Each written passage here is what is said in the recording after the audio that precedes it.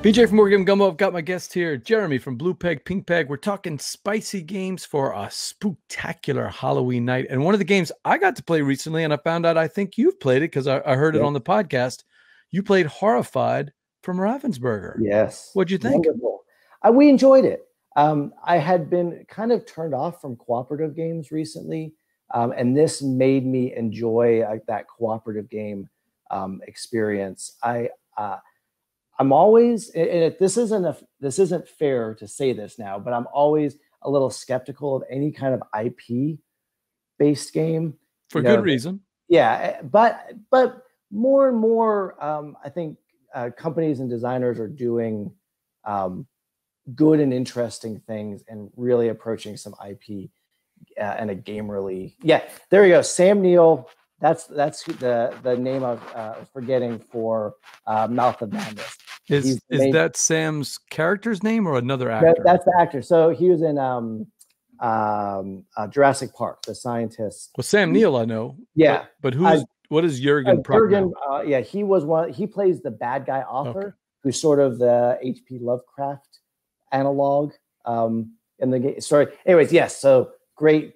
Thank you for the reminders. So yeah, go see go see In the Mouth of Madness. But back to Horrified. Back to Horrified. Yeah, they did a great job with it. We had a fantastic time of playing. We played back to back, which is unusual. I did the same thing. Yeah. I wanted to see all the monsters, so we played back to back with different combinations of monsters. And I think that's one of the things that makes this game interesting is the fact that you can have experience. You can, like when we played, for example, we played the first 3 monsters, then we played another game with different monsters, but you could just probably play 2 or 3 games back to back and just randomly mix the monsters together and have a sufficiently different experience with each of those plays. And of course, the player powers for the characters are all different. And so when you kind of mix those along with the monster variability, I was impressed. I was definitely impressed with what Ravensburger had done. So a bunch of people have been talking about it this month, and a lot of podcasters have said it's pandemic, blah, blah, blah. And that's exactly how it was described to me when Carlos brought it to the game night. But I would tell you, it's pandemic only in the aspect that, to me, it's cooperative and it's us against the world. But other than that, the 3 monsters themselves, because of the mechanics of each one of them, and because of what you do on the board, there's no virus that's splitting and moving around on everything else. In other words, it's almost like saying Dominion and Thunderstone are the same game, right?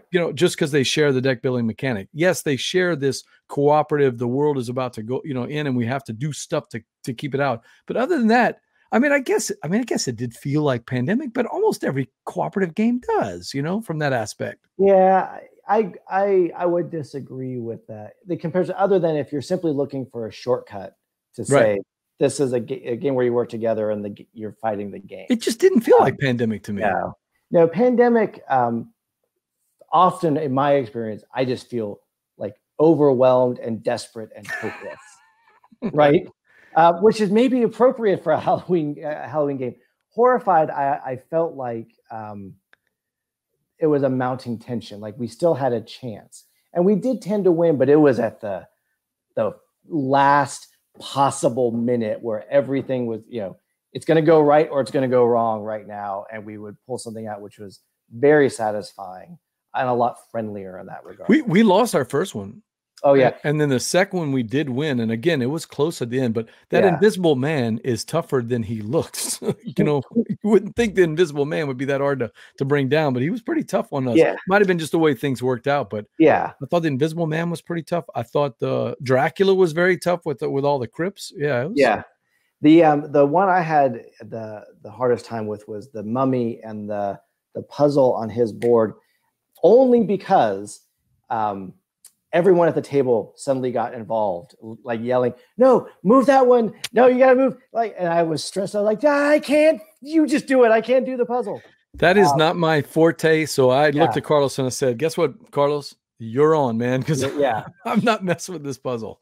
Yeah. But it was great. And again, it's accessible. You know, I think it's something that anyone can step into and Look, these guys, Prospero Hall, are knocking it out of the park. Now, yes, as we have said, I'll officially say it on the Gumbo. None of them are 6 out of 6s. You know, none of the games we played from Prospero Hall are 6 out of 6s. Yeah. I don't necessarily think that's what they're going for, because to get to a 6 out of 6 for us as gamers, it's going to require something that maybe they're not going to bring out. But Right. I've enjoyed, not everyone, but almost everyone. Jaws and Horrified are games I would bring out and play with anybody.